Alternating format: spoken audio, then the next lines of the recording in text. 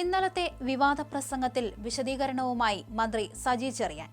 താൻ പറഞ്ഞത് യാഥാർത്ഥ്യമെന്ന് ഇന്നും സജി ചെറിയാൻ ആവർത്തിച്ചു. മാധ്യമപ്രവർത്തകരുടെ ചോദ്യത്തോട് പൊട്ടിത്തെറിച്ചായിരുന്നു സജി ചെറിയാൻ പ്രതികരിച്ചത്. മുസ്ലിം മേഖലയിൽ ലീഗും ഹിന്ദു മേഖലയിൽ BJPയും ജയിച്ചു കയറുന്നു എന്നാണ് സജി ചെറിയാൻ പറഞ്ഞത്. ഈയൊരു സാഹചര്യം ആവർത്തിക്കാതിരിക്കാനാണ് താൻ അങ്ങനെ പറഞ്ഞത്.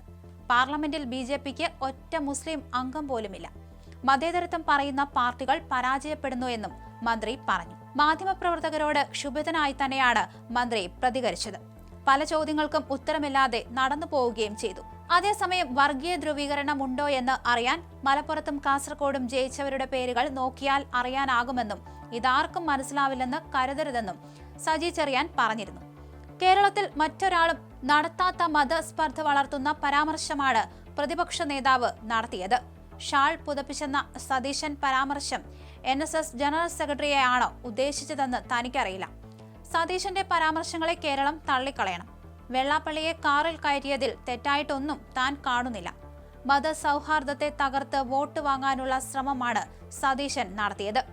കേരള ജനതയ്ക്കിടയിൽ ഭിന്നിപ്പുണ്ടാക്കാൻ ശ്രമിക്കുന്ന സതീശൻ മാപ്പ് പറയണമെന്നും സജി ചെറിയാൻ പറഞ്ഞു.